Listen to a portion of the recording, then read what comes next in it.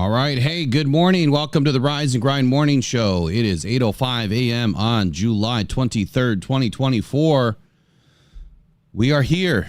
Training camp begins. We are ready to rock and roll this week. We're going to start off with some news and rumors today, as we like to do.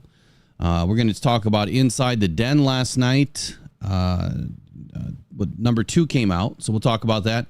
Lions add a lineman, Ike Bodager. Clearly, this is just a transactional move where the Lions are laterally adjusting to probably Giovanni Manu. No drama in Motown, so no news is good news. We'll discuss why we're doing things better than the Green Bay Packers. Did Brad Holmes finally miss? That's been a topic of conversation since yesterday. And week 1 bubbles, we'll try to get to that. We'll see if we can start to predict who's on the bubble this week. Mailbag questions. Send your mailbag questions to mailbag@rockedon.com. We'll see if we have some time for that too. But hey, it's the Rise and Grind Morning Show. We're going to get it kicked off. We're going to be back in 90 seconds. Good morning, everybody.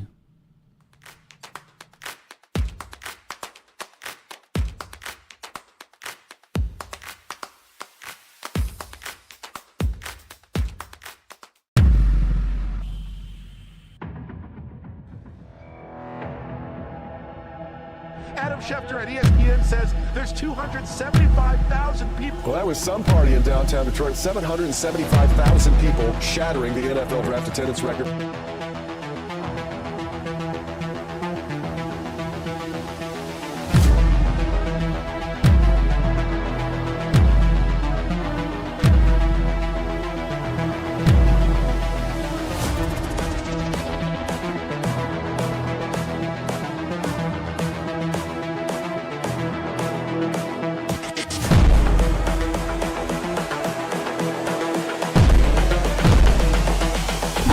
This is the future. Oh, great.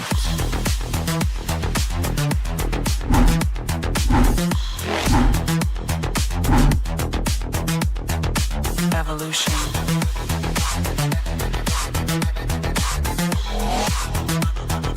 This is the future. Oh, great.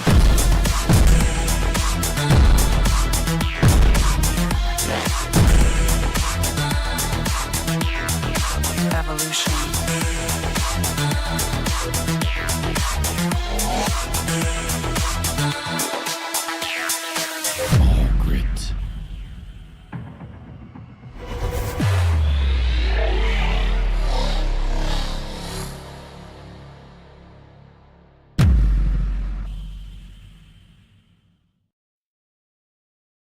All right, so we're back. It is Tuesday, which means vets have reported this morning. Lions have officially kicked off what is a full training camp practice. Will be today. Will be the first one of the season. Football is back. I'm excited, Eric. Man, are you excited? What's going on up north today? How are you doing today? I'm fantastic today. I took the wife out to Agawa Pictographs up in Canada yesterday. It's about 2 hours from where I live. And it's way up in Canada. You got to drive through all these mountains and stuff. It's absolutely gorgeous, beautiful, and it's a really super cool hike to see these pictographs that the Native Americans put on these rock walls hundreds of years ago. And there's like a little sea monster and ships and fish and thunderbirds, and it's really, really cool. So if you ever get the chance, go up there. It's a national park up in Canada. You see any Bigfoot pictographs? No, but so they have this log book at the Welcome Center, and it's a sighting book. So they want you to write down what wildlife you saw. And there's all these people that do this. It's kind of like the North Country hiking trail, but it's called the Superior Trail up there. Mm-hmm. And so I'm looking through this logbook, right? And about 3/4 of the way down the page, in great big bold print, it says Bigfoot. And then it says, "Where did you see it?" It says, "I saw its footprints on the shore of Lake Superior on the trail." So I had to take a picture of the logbook with it saying Bigfoot in there. It was hilarious. That's funny. So the link is bad, Steve. I'll have to check that out. I appreciate you wanting to donate. I'll try to fix it later on today once we get done. But of course, you can visit the buymeacoffee.com/rocked on, where you'll have some options if you guys do want to sponsor the channel. There's many different ways you can do it. There's also the Cancer Foundation in there as well.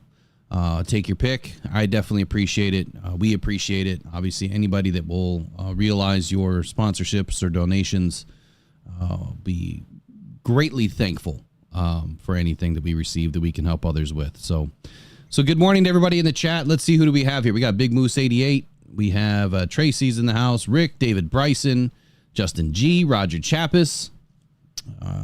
Bucky's in here today. Steve K, of course. Trace, Braylon Dennis, 16 days till preseason game. We are ready to rock and roll today. So let's get the first one out of the way. On the roster here, let's talk about the lineman Ike Bodager. So the Detroit Lions made a depth signing yesterday. I assumed that this was a lateral move due to the Giovanni Manu NFI list placement, which popped out over the weekend. I don't know if I'm concerned yet about Manu. I mean, this is a guy that he is this season's Broderick Martin, right? I mean, he's the guy that's just a freak, size-wise. Athletic traits are off the chart. I had a chance to listen to Justin Rogers a little bit yesterday, and man, shout out to Justin Rogers. Dude, like, you're doing it right, man. Betting on yourself is the only way to bet. And so if you ever get a chance to hear this, would love to talk more about it someday. But listen to Justin Rogers.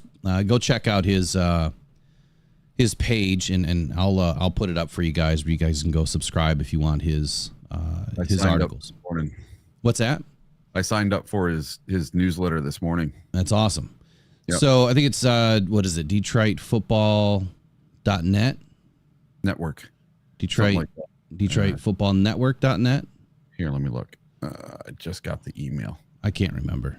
So it's Detroit Football Network.net. Yeah, I don't think you got a .com. It's a .net. Detroit Football Network. See, I'm terrible. Like, I didn't even plan this, so that was totally off the cuff. So, Justin, I'll get it right. But anyway, go check him out. Look him up today. He's only charging $8 a month for all of his inside access. Lions are still going to remain his credential. So that's great news. Justin's obviously one of the best to do it for many years now. But betting on himself, which is actually similar story. I mean, mine's a little different, but, trying to do the same thing. Just haven't opened up memberships yet. We'll get there, but nowhere close to what Justin has done. So anyway, let me get back to this line sign depth offensive lineman, Ike Bodager. And like I was saying, like I started to say, I think that this is a move for Giovanni Manu, not knowing what we don't know. We still don't know what's going on with Giovanni Manu, what happened. He is a massive human. Giovanni Manu, when you look at him, again, where I was going this last night, I heard these guys talking, and they were talking about Giovanni Manu. Standing next to people is different. And there was a comparison with Ndamukong Suh and Nick Fairley. And I thought it was just a perfect analogy. When you look at Nick Fairley and Ndamukong Suh, they were listed same weight at some point. But when you look at them, stark difference, right?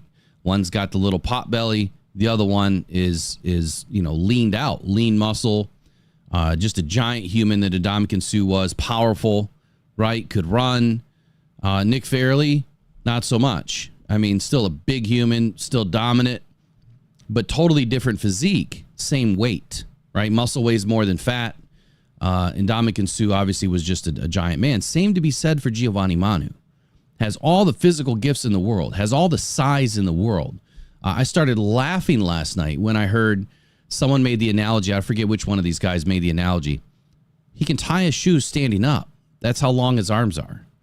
And when you look at him from behind, and you see, his rumpus and his legs, just how big he is compared to everybody around him. The fact that Brad Holmes bet on a guy like this, I'm not concerned about it. I'm not concerned about betting on a guy like Broderick Martin.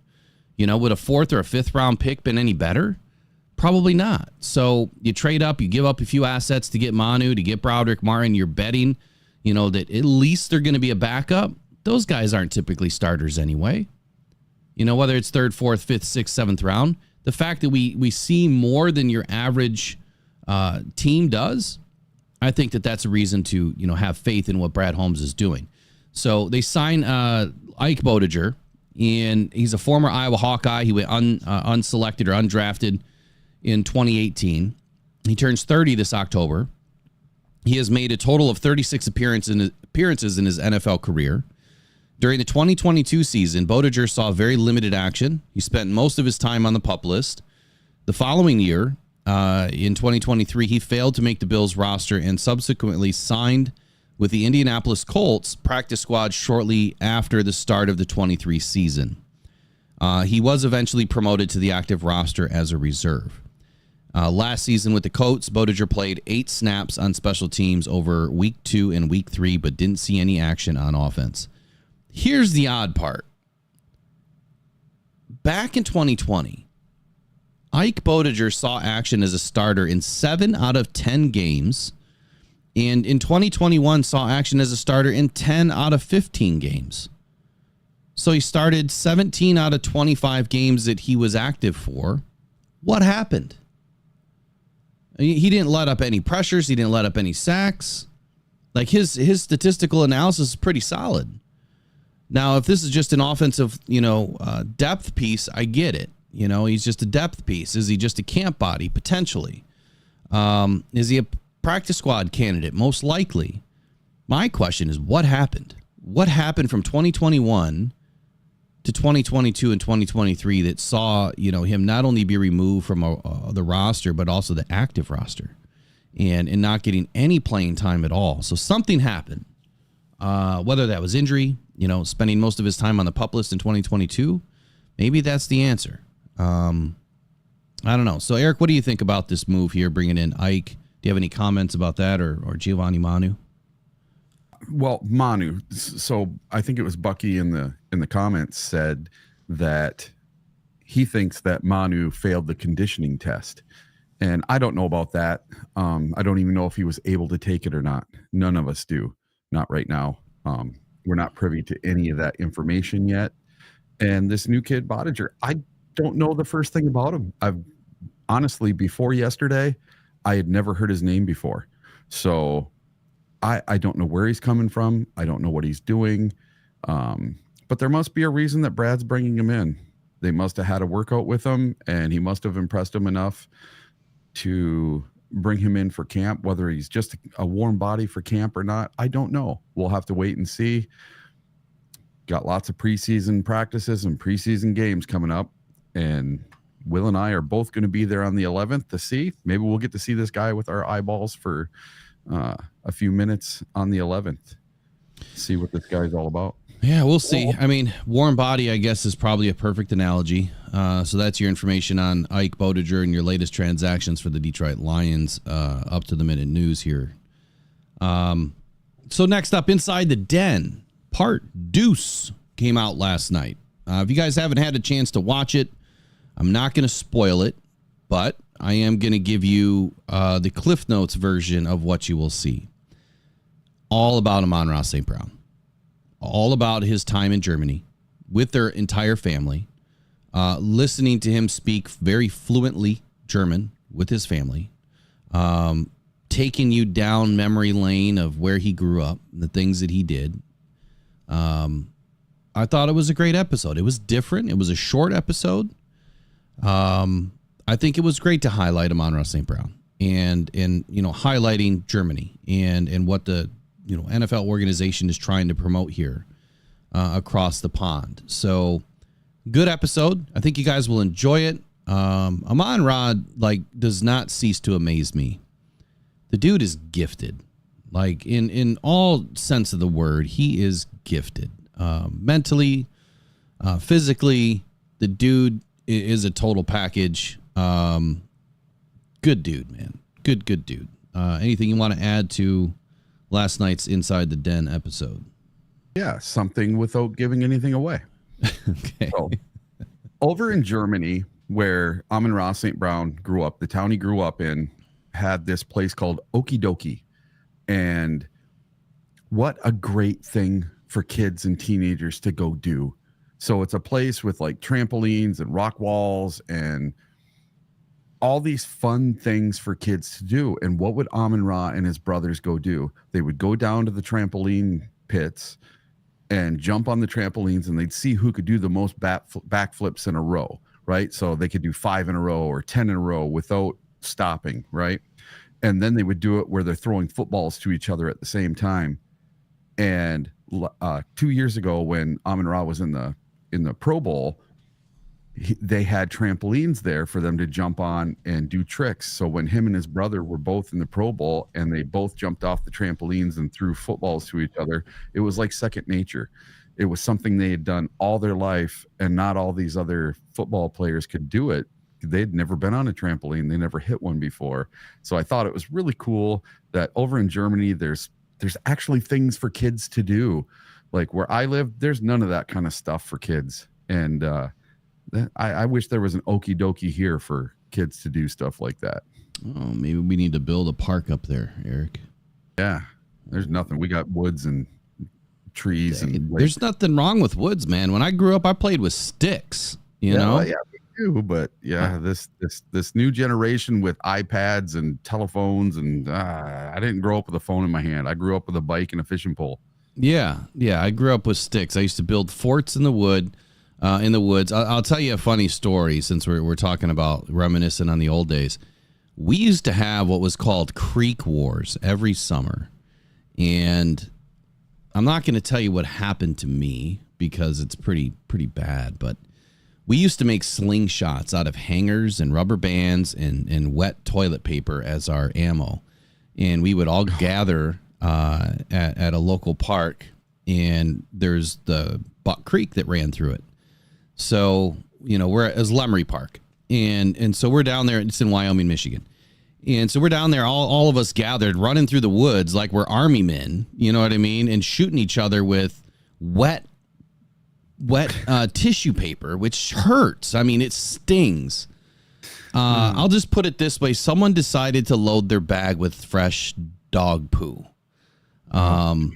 So, yeah, someone got painted up pretty badly with fresh dog poo. But I was the guy that, loved like the old Rocky movies or the not Rocky, but the what's the one where he was always Rambo. Yeah. So you remember the scene where he comes creeping out of the water, right? Yeah. That was me in Buck Creek. So I built myself a little fort into the bank of the creek, and no one could ever find me or see me. And I'd come popping up out of the water through my little hole and tag people. But, yeah, that was my childhood. That's a real childhood. Like, you should try it sometime, especially these kids. But anyway, all right, so let's get into this next topic here. No drama in Motown. So what do I mean by this? The Lions are doing something right. No drama in Motown is pretty simple. To understand that the Detroit Lions do not have holdouts or hold-ins or any of these other contract issues over the last 4 seasons now, 4 off seasons with Brad Holmes, Dan Campbell at the helm.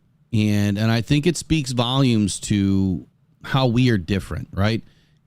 You've got rookies not signing deals in Chicago until way late. You now have Jordan Love completely holding a team ransom. And I said this the other day in a comment somewhere in social media. He's strong-arming the Packers. Like, he knows Clifford's the backup, right? Like, who's Clifford? He knows that he has a real opportunity to cash in on a big bag. And simply by just holding his team ransom, holding the ownership ransom, his coaches. I mean, they're all probably wondering, what is this dude thinking? But what are we going to do? Like, we don't have a choice. The Packers do not have a choice. They're going to have to pay the guy unless they take a stand and be like, you know what?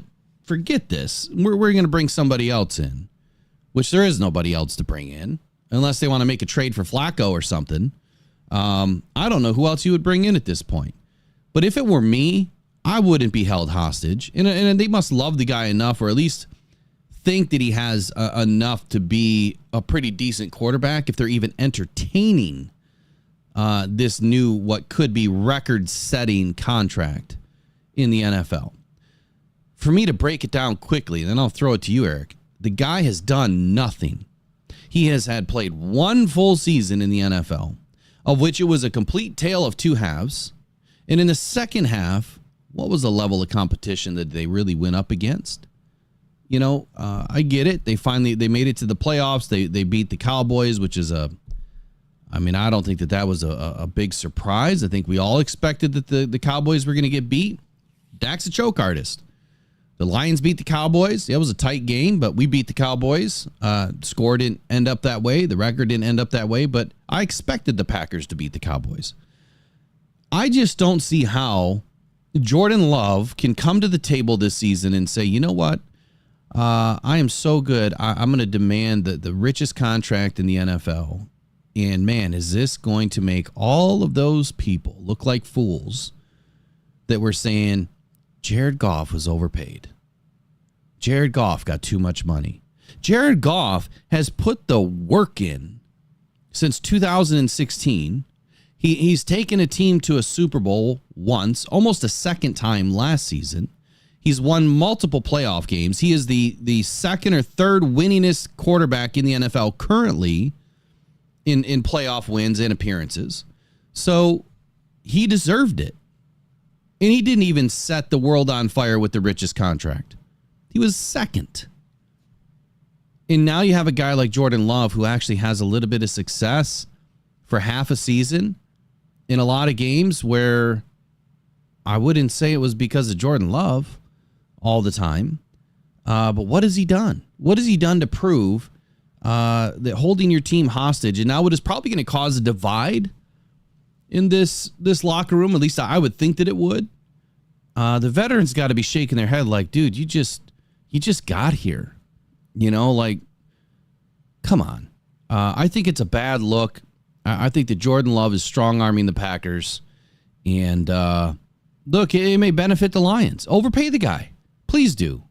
Because if you overpay the guy, what is that going to do for your downline? Right? Your downline of all the guys that you still need to sign, the guys that you need to bring in, the Packers are going to be in trouble financially at some point. And it's because of Jordan Love trying to do what he's doing. I get it. Everyone wants to get paid. But in my opinion, I think the NFL needs to be a little bit more rigorous with these contracts and say, look, you are under contract. Play or don't. Fulfill your contract. If you're deserving of something, ask for a raise. Point out the reasons why you deserve a raise. And if we say no, go suit up and go play football. Like if you went to your boss today and said, you know what? I'm just going to sit here and I'm not going to help anybody all day. I'm not going to do any work today. You're going to pay me, but I'm just going to sit here and do nothing. I'm just going to be on social media all day until I get a raise. You know what they're going to say? There's the door. See you later. We can fill your spot right now. Little more difficult to do in the NFL. You can't just replace somebody that easily. But then again, I would bet on myself if I was Green Bay, and I would say, forget it, dude. Sit. Clifford's starting, and we'll try to find somebody to back him up. But that's just me. The Packers obviously aren't going to do that. Eric, what do you got to say on the situation? All right. So I challenge all you guys as fans to go look back at week 5 of last season. What do I mean by that? So go back and look at the headlines, look at the stories, and look at what was being said about the Green Bay Packers and Jordan Love after week 5. So at week 5. Okay. So in week 4, they got totally demolished by the Detroit Lions. Yes, they did. Jordan Love threw a couple of picks, and Packer fans were ready to revolt. If you go on to social media platforms like Facebook or X and look back at week 5 from last year, you are going to see that Packer fans en masse were absolutely destroying Jordan Love, calling for Clifford, wanting someone else, saying that Jordan Love is a bum, and we need to get rid of him. Why did he sit behind Rodgers for 3 years and learn nothing? And they were completely 1 million all together wanting this guy gone. No one was behind him. I didn't see a single person on social media saying, oh, this guy's going to work out. He's going to be great. None of them did. But what happened in the second half of the season? They played some really, really crappy teams, or they hit good teams on crappy weeks. And they ran up the score on crappy teams. So that's where all his fluff comes from. So that's where the 4,200 yards comes from.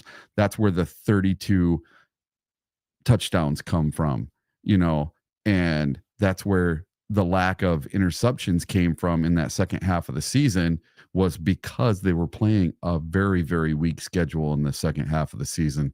So if I was a Packer fan, which I would never be, I would be very, very wary of giving this guy the most money in the NFL. I really would. And that's just being me, the football fan, not me, the Lions fan. Now, do I want this guy to work out like Favre or like Rodgers? No, I don't want them to hit 3 for 3. Hell no, I don't want them to. I want this guy to be I just want him to be a normal quarterback, just like every other team. They don't need to have the third superstar in a row. And that's what they're all thinking this guy is going to be, because he sat behind Rodgers for 3 years, like Rodgers did for Favre for 3 years. He sat behind Favre for 3 years. And so if they sit for 3 years, they're going to be great. And they haven't started a rookie quarterback since, I don't know, 1908 or something. So it doesn't matter. I think this kid is just a normal quarterback. I don't think there's anything super, super special about him. He had a superior second half to the season, but I think it was because he was going against unexceptional competition. And I think that's where that comes from.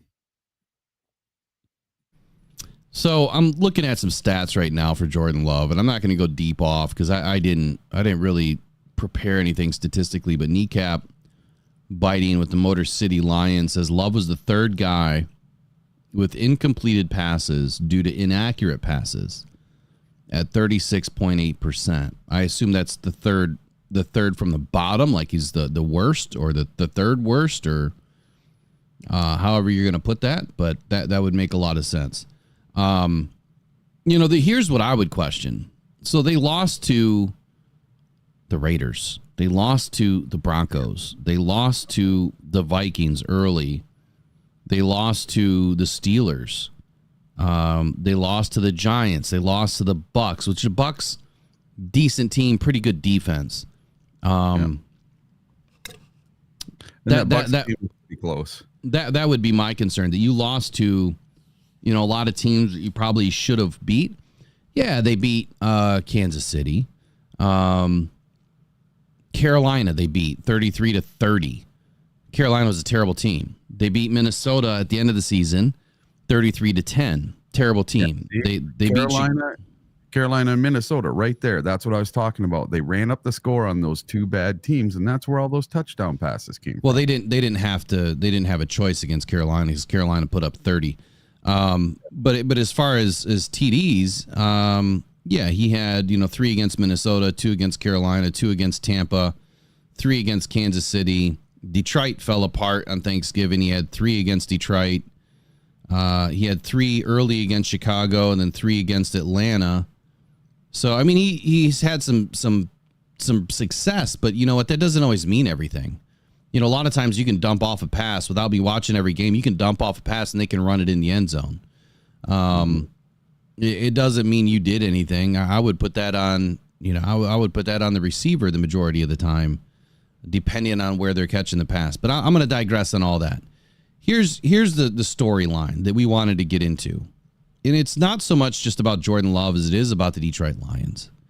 And no holdouts, no drama in Motown, because the Lions are doing things right.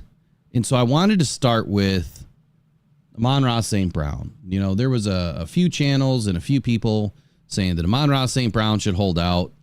And, I was disgusted when I heard that.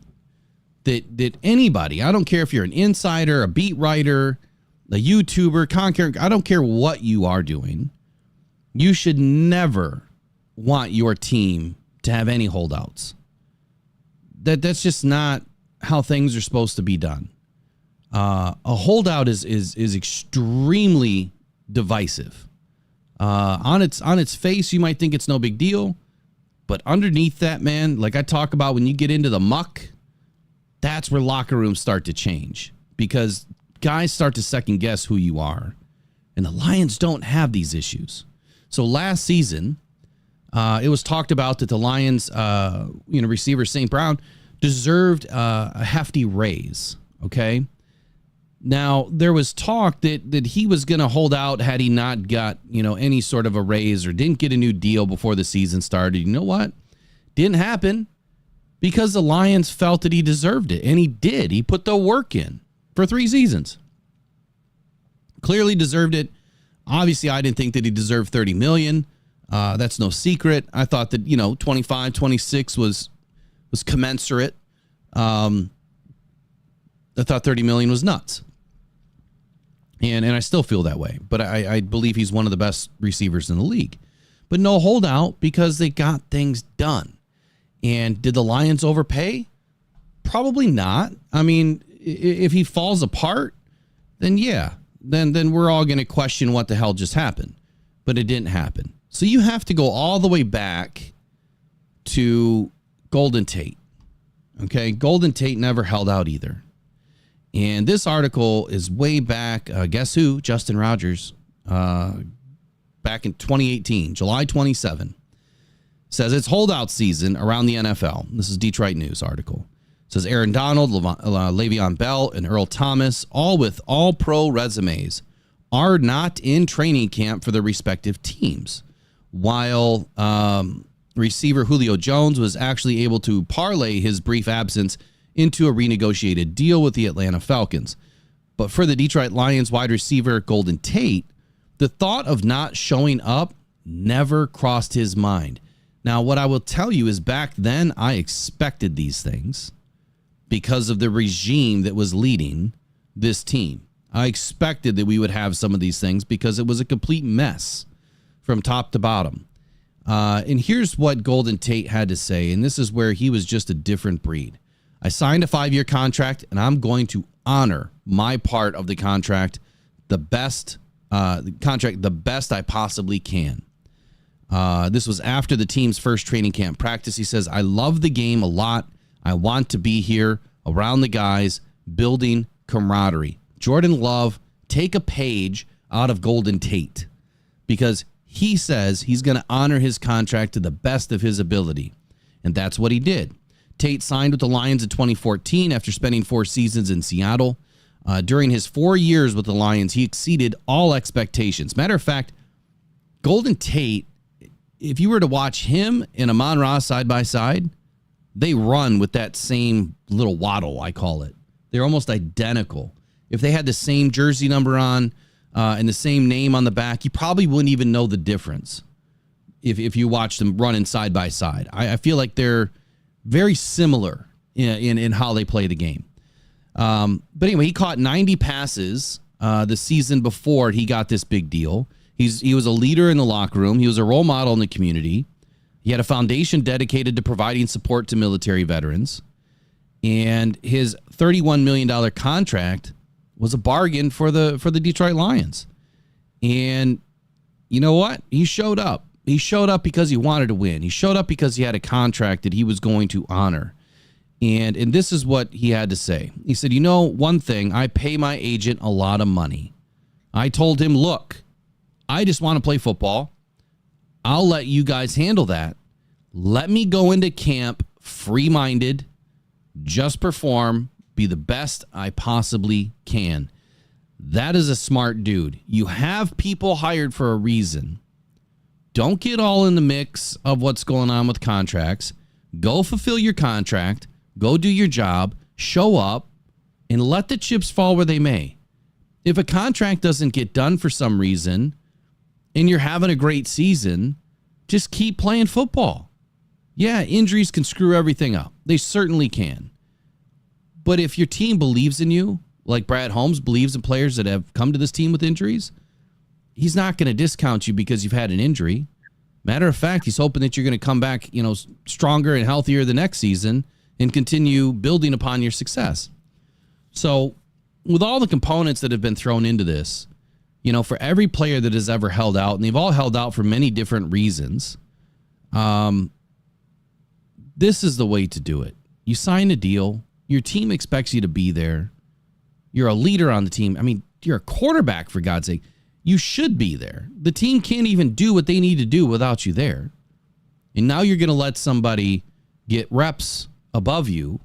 Not saying that he's going to take your job, but man, it's certainly opening the door for a lot of issues in that locker room. So Golden Tate, you'd have to go all the way back to 2018. I couldn't find any other holdouts. It was weird. I mean, I got other stuff we'll talk about, but when I put it into the Google machine, I couldn't find anything. It's like it's erased from history. I had to go through 15 pages of Google just to start finding some information. I put in every keyword. Nothing was popping up. So as far as I know, you have to go all the way back to 2018 to really find any sort of a potential holdout. But then again, Golden Tate didn't hold out. Eric, what do you want to say on the Golden Tate article here? Yeah, I'll say this. I challenge all of you guys in the chat to go try to find the last time there was a holdout that went into training camp for the Detroit Lions. It's really hard to do. Even I looked this morning. I couldn't find anything. I thought, oh, maybe it was Matt Stafford. No, he signed in April. Then I thought, well, maybe it was Megatron. No, he signed on August 3rd. That was about the closest I could find was Megatron signing on August 3rd, right as training camp was about to start. Well, we did have, and I apologize, we did have a couple. I probably shouldn't have said there was nothing between now and Golden Tate. It was back in 2019. And this is where I was saying that I expected that regime to have those issues. So, you're talking Quinn and Patricia. I mean, just a nightmare of a situation. Obviously, Darius Slay, was kind of called out by Pencil Guy. And I think that's where things really got awkward. And just Slay didn't want to be there. But if you go back to 2019, Darius Slay and Snacks Harrison. I love Snacks, man. I love that. Loved it when we brought him in. Absolutely was blown away by what he was able to do in his first season. But Darius Slay and Snacks Harrison were bombarded with hate over a few days here during this time period of early June, and many calling for trades, and others were threatening to discard their jerseys, or even worse, let's unfollow them on Twitter. Oh no. Contract negotiations can be messy and misunderstood, but the minute details of contracts are still not well understood by the general public. So to help clear some of the misconceptions up and get a better understanding of why Slay and Harrison are holding out. So you had to go back to 2019 to really find a true holdout that was affecting what was about to be training camp. They reached out to Brad Spielberger to kind of go over some of these issues. But at the end of the day, Slay's cap hit in 2019 was set to be $15.934 million. And in 2020, it could be $13.4 million. His deal was heavily backloaded. And now that the big cap hits have arrived, one would have thought that he should be happy to have reached the golden years. One small problem was that none of the remaining base salary was guaranteed. That's what Slay was pissed off about.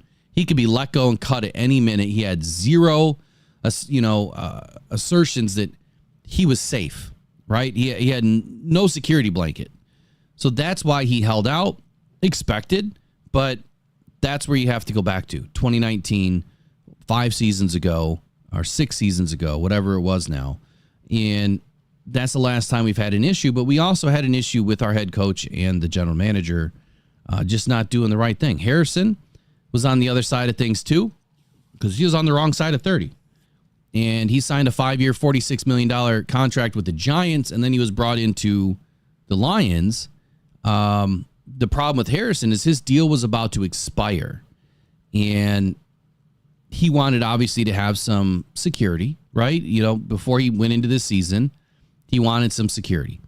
And that's why those two held out. It wasn't so much because of anything else other than my deal's expiring and my deal doesn't have any guaranteed money. Now, again, I'll say it. They signed a contract. They should play under the contract. They weren't holding their team by the balls, though. Like, you know, Jordan Love is doing. He probably woke up one morning, spoke to his agent and said, look, guess what? Packers can't do anything without you. They're on the verge in a rebuilding phase. Let's strong arm them. Until they pull up a Brinks truck at your house, don't show up to practice. I mean, why didn't you have these conversations months ago? And maybe they did. But that's just not how you get things done. And that's not how things are done in Detroit anymore. It's either you recognize that, you know, you've got players that you need to get done and you work on it and you get it done, or you move off of them. But you don't keep that negative energy in the locker room. And if it becomes an issue, you just walk away from it. I think any competent, smart GM would understand and know, I don't want these issues in my locker room. We are too close. We are too good.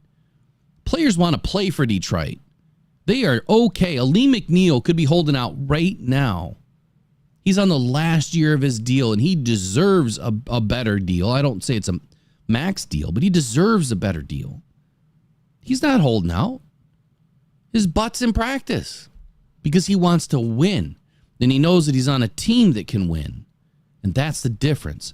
Jordan Love, maybe he doesn't have any faith in himself. Maybe the writing is really going to be on the wall this year when he starts to play and we realize, those last 8 games last year was a fluke. We'll see. Eric, what do you want to say on these last two, Harrison and Snacks? All right. I gotta talk about something else first. This chat's going crazy today. And Broski Bear, you are out of your mind. Well, okay? What did Broski say today? All right. So we're going to go back to one of Broski's comments here. Let me see if I can find it. Kneecap, I stick to facts. Caleb signed what I believe is the richest rookie QB contract ever. What's to argue? I'm going to argue with you right now, Broski Bear. It wasn't even close. In 2010, Sam Bradford was selected first overall by the St. Louis Rams. He signed a 6-year deal worth $78 million with $50 million guaranteed. His guaranteed was worth more than all of Caleb Williams' contract. So right there you go, Broski Bear. Get your facts straight before you start arguing in the chat. Yeah, and you got to be careful with people like Kneecap Biting because he knows his stuff. Yeah. And he will come from a place of facts. He does his research, but rookie contract under the sense of the new rookie deals under the new collective bargaining agreement. Yeah. You could make an argument for that, but richest quarterback deals ever as a rookie? Nope. Not even close. So what do you want to say on Slay and Snacks? Those guys, listen, I was there when we played was either the Giants or the Seahawks. It was Snacks' first game in Detroit. I'm pretty sure it was against the Seahawks. And man, when he came out on the field, what a giant human being he was. And stepped right in, started playing right away, had a pretty good game. And I really fell in love with Snacks. I loved the nickname. I loved how he fit right into the team, even though we were in a really bad regime of the team. But I never thought him or Slay, I never thought their contracts were big giant distractions that ran into the season and turned the locker room and all that kind of stuff. The things that turned the locker room was our coach calling out Slay and getting mad at him, calling him out really rudely in front of the whole team and then trading him away to Philly. That was worse for the team than anything that Slay ever did with contracts. And that's just my 2 cents on it. So here's what I'll do. I'll put it like this. When you compare what Jordan Love is doing to Slay and Snacks, okay? Slay was a Pro Bowler in back-to-back seasons. He was finally starting to become a pretty good lockdown corner.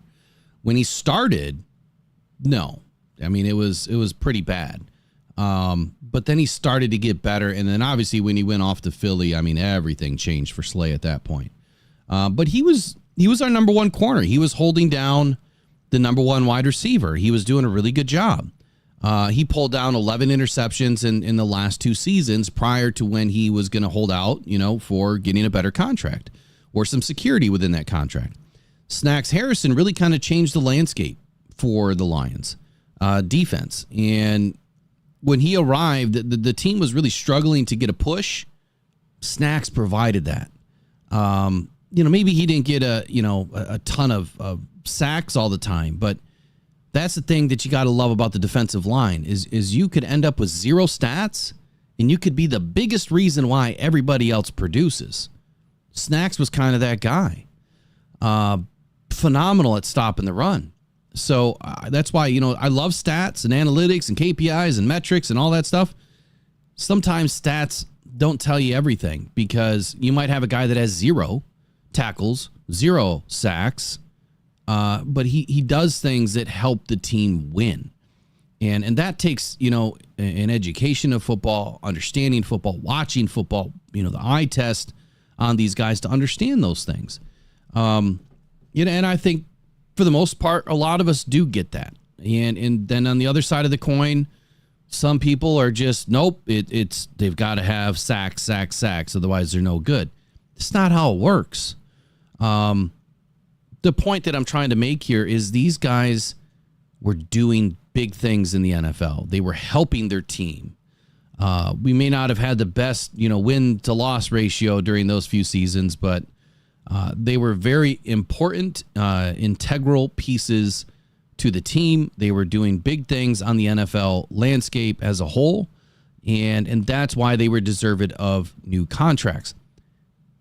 The difference with Jordan Love is he's played 1 frickin' season, 8 games, where there's really 2 totally different sides to Jordan Love.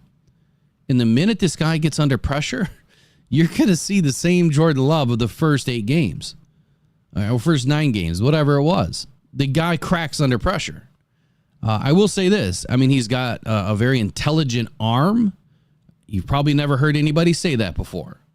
What I mean by that, when I watch tape and I watch how quarterbacks work, he has an intelligent arm. He is able to utilize his arm in many different ways or angles to make a throw. So I will give him that.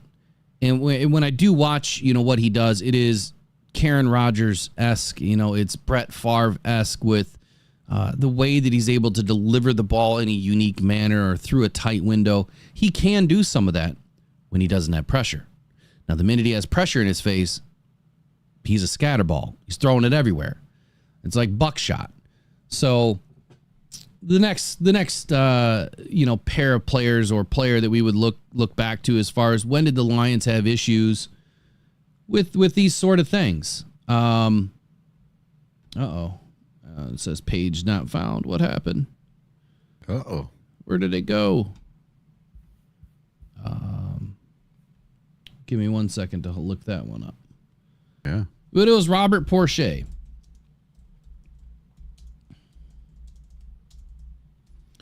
And I don't know. I should have wrote this stuff down. So here we go. Robert Porsche back in 2000. Okay. August 2 of 2000. 24 years ago. You're talking of a major holdout for the Detroit Lions. All-pro defensive end. All-pro defensive end. Robert Porsche. All-pro, Jordan. Agreed to a 1-year tender offer of $4.25 million. That was big money back then. With the Detroit Lions ending a holdout that dragged on nearly 6 months. He held out for 4.25. These guys are holding out for 30 million now. Huge difference. The holdout almost cost Porsche some money, but the Lions' final offer to Porsche was $35 million for 5 years. God, what a bargain that was. Including a $12 million signing bonus. Man, this NFL has just changed completely, hasn't it? It's insane. Lions general manager Chuck Schmidt said it was the largest contract ever offered by the club. It's 24 years ago. A $35 million over 5-year contract was the largest contract ever offered by the club. Now, Porsche was an 8-year veteran who led the NFL in sack yardage a season prior with 106. He was asking $41.5 million with a $15 million signing bonus. And he was also seeking another $2 million guaranteed later in the contract. But he didn't get that. You know, they came to terms. But the point that I'm trying to make here is 24 years ago, you'd have to look for a major holdout, the nastiest holdout that we probably had. I can't remember if Barry Sanders held out or not. I thought that there was a point where there was a brief issue with him. I can't remember all of it. But the point I'm trying to make here is Jordan Love, this guy was an all-pro, right? This guy was one of the NFL's best. You're not. Not even close. Definitely not yet. So these are the points that I'm trying to make. There's no bad news in Motown, and no news is good news some days. And then you have Ndamukong Suh. So Ndamukong Suh, this was back in 2010. Ndamukong Suh and the Lions reached an agreement that Tuesday. This was August 3rd, 2010-ish. The Lions agreed with Ndamukong Suh, but they were still working on language, right? The language of the contract. The numbers were projected to come in north of $12 million a year, which means the deal would be worth around $60 million. Pales in comparison to today's guys and their contracts. And Suh was guaranteed $40 million. Suh was scheduled to fly back in from Nebraska to Michigan that Wednesday morning to sign his contract and practice with the Lions during the afternoon. But they told the AP that both sides were not publicly discussing Suh's plans at that time. So Suh was a light holdout. Now, they had 6 days. This was a quote by Jim Swartz. They had 6 days in shoulder pads, and we have 6 full padded practices in training camp. And we've already finished 2 of those shoulder pad practices. Those are opportunities that once they're gone forever. You're not getting them back. That's the disappointing thing from this standpoint. That's the work that you can't get back. And what he's meaning by that is training camp is so short, so important that they are cramming, a book, right, of installs. Every day is a new install. They might even do 2 installs in a day. I don't know. But every day is a new install. Now, they probably won't get into pads for the first 3 or 4 days, which is fine. If they get everything done with Jordan Love in the first 4 days, they may not miss a padded practice. But if I'm a linebacker, I'll tell you what, I'm taking a shot. Dude, show up. It won't happen, but you know what I'm saying. So, and Suh was, one of the best in the NFL. Again, a guy that was one of the best in the NFL, holding out because he felt that he deserved more money. And then you also have to look at the flip side, right? Some of these teams weren't very good. The Lions were, hot garbage back then. Have been up until the last few seasons, really. So these guys are like, look, if I'm going to play here and we're not going to win a bunch of games, well, I'm going to want some money because I could go elsewhere and probably get paid. But right now I'm here. So got to make it worth my while because, at some point I could go elsewhere. And that's what Suh did. He went elsewhere and he did get paid big time. So there's the difference, guys and ladies. You want to hold out. You have every right to do that. But you better be somebody to be the reason why you should hold out. Now, if Patrick Mahomes were to hold out today, I think it'd be stupid because you're trying to three-peat. But it would be like, okay, the guy just went back-to-back Super Bowls, doesn't like his deal.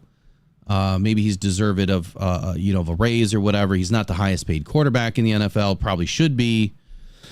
That would make sense. I'm not saying do it, but this doesn't make any sense at all.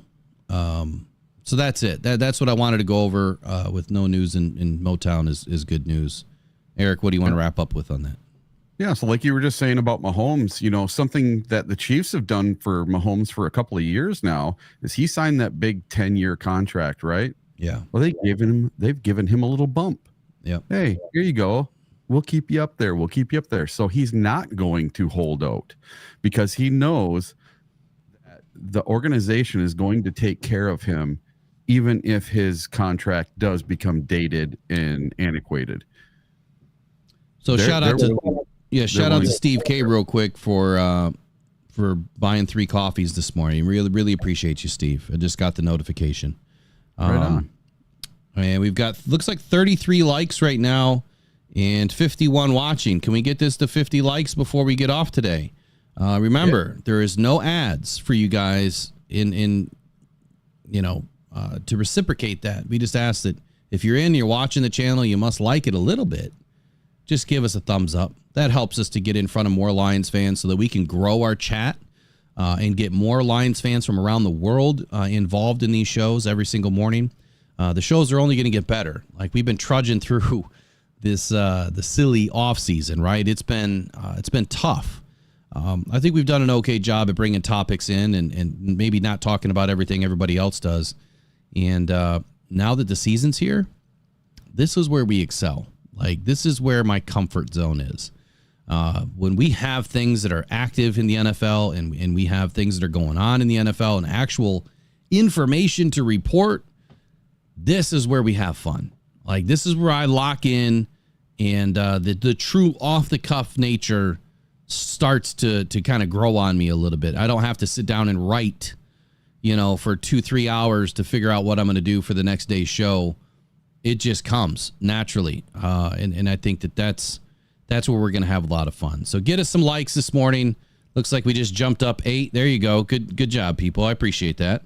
Just 9 more to go to get off the show today, and we'll probably get a bunch more later. But I appreciate that. So next up, let's talk about, did Brad Holmes finally miss the target? Do you know where I'm going with this? Uh-oh. Yeah, but do you know where I'm going? No. Okay. We talked about it yesterday a little bit, but let's get into it. So there's been some chatter about Brad Holmes finally missing on an off-season acquisition. Potentially. Totally missed and messed up the defense before it even started. I'm going to play both sides of this, I think, today. But Marcus Davenport. There's a certain collective group that will never give Brad Holmes his due. There is a certain collective group that thinks that the only way we can win is by purchasing an expensive edge rusher. I don't agree with that. The thing that I would agree with is Brad Holmes took a big risk. And we're hoping that risk pays off. Marcus Davenport should not be on any injury reports right now. Now, it could be that he, like you said earlier with Manu, could have just failed the conditioning test. And that's why he's on the PUP list. To me, that still doesn't make any sense, because wouldn't you want him in practice to continue to work on getting in shape? If that were the case, right? I'm guessing. But this article that I read last night, and Mike Payton, he always comes with some off-the-wall things. I think Mike Payton is probably in the bed of, we should have bought, an edge rusher. We should have paid through the nose for an edge rusher. Go look around the league and tell me how many teams have 2 all-pro, Pro Bowl, top-level, top 10, whatever you want to call it, edge rushers on the same team. Very, very few and far between. Very few and far between. And the ones that do have drafted well and then purchased one in the offseason. Brad Holmes is trying to draft one. He's trying to draft a second one, which he'll probably get to next season. The question that I'm going to pose to everybody right now is, have you forgot about the depth that we have on this roster beyond Marcus Davenport? Like, do you honestly feel that we can't win with Matthew Betts or James Houston? That the commish can't come back? That maybe Josh Pascal could finally break out? There's 4 or 5 guys behind Marcus Davenport. Figuratively, he's the number 1 right now. Doesn't mean that he's going to remain the number 1 on that side of the ball anyway. So I think that we have forgotten that we have some depth here. So let's get into it. Let's read this article from Mike Payton and let's see what he has to say. He said the Detroit Lions and GM Brad Holmes had a solid offseason. The rebuild of the cornerback room and the addition of DJ Reader is going to have an impact on the Lions defense for sure. But there is one spot where Holmes didn't make the best decision, and right now it's looking even worse. That's the edge rusher position. The Lions struggled getting sacks last season, and the thought was that they would go out and either sign or draft a solid edge rusher at some point. That didn't happen. They instead signed Marcus Davenport. The former Saint can be really good when he's healthy. The problem is that he rarely is. Okay? I can agree with all that. To a point, yeah, Marcus Davenport hasn't been healthy. To the other point that we should have went out and purchased an expensive free agent, I don't agree with that. Article goes on to say that since coming to Detroit, he's already had an injury at OTAs. And now he's starting camp on the PUP list. So the injury in OTAs, let's go back to that.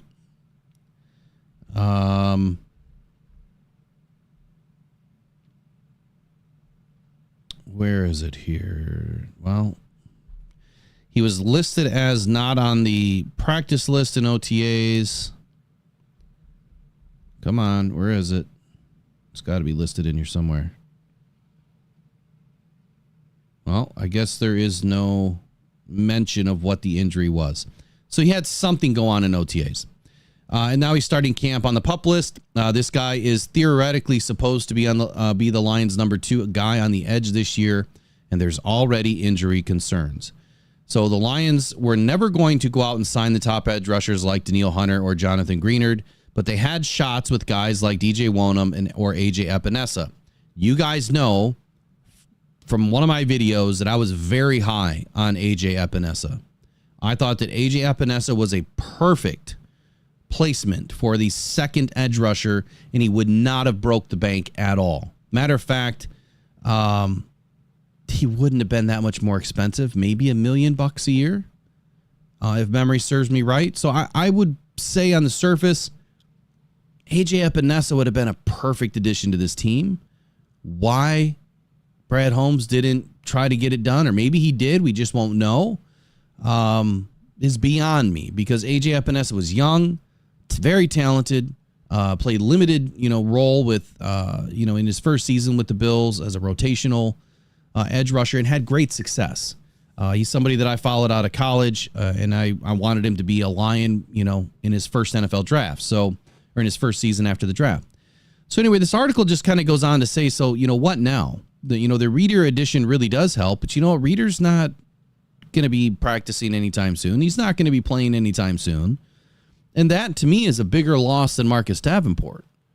I think that if DJ Reader's on the field next to Lee McNeil, next to Aiden Hutchinson, nobody's going to stop that. I don't care what's on the right side of the defense at that point. The fact that we've upgraded the cornerback room overall, hand over fist upgrades, huge upgrades. That's where this defense is going to get better. Like I pointed to that early in the offseason. The number one way to make this defense an immediate impact defense in 2024, you have to secure the DB room. It was a must. And for 2 seasons in a row, that's what Brad Holmes tried to do. So I'm not going to go into this article anymore other than this statement.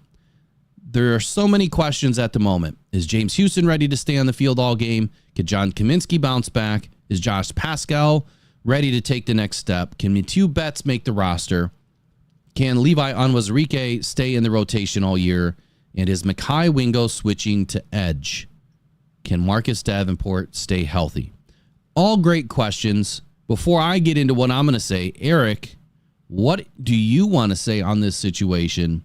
What is your gut feeling? Try not to always agree with me. If you do agree, great. But what is your gut reaction to Davenport's already injured? Do you feel like Brad Holmes missed? All right. As all of you guys know, I go to Minnesota a lot, and I have a lot of Minnesota friends. And when we get together, we have honest talks about the Minnesota Vikings and the Detroit Lions. And I always wear all my Lions gear when I will go to Minnesota, and all my friends wear their, Minnesota gear. And we get together, we'll sit around the campsite, and we'll talk about, NFL football. And one thing they really were adamant about was that Davenport did absolutely nothing for them other than be injured. He only played 4 or 6 games, didn't play a whole lot for them, just one season. And so they weren't very impressed with him. Okay. So that didn't give me the warm, fuzzy feelings when we signed the guy. I had no clue where he had come from. Later learned out that he was a former first-round pick by the Saints. And to me as a fan, it's very, very concerning that he's had a lot of injury things go on in the past. And then last year, basically only played a couple of games. It doesn't give me the warm fuzzies that he's on the PUP list to start the season. It really, really doesn't. But even though he was slated as the starter, maybe that's what we had slated. Maybe that's not what Brad has slated. Maybe Brad has another player. Maybe he thinks Betts is the starter. Maybe he thinks Wingo is the starter. Maybe Kaminsky or Paschal or Levi. I don't know who's going to be the starter. That's Brad and Dan's job. That's AG's job to say, hey, I believe in this dude. Look what he's doing the offseason. No one's talking about it. This guy's our secret weapon. He's going to be the starter. That could very well happen. It could come in and we get to day one and Paschal's the starter, and you're like, whoa, what's this all about? We brought in Davenport. He's supposed to be the shiny new toy, But Paschal, he's been here for 3 years?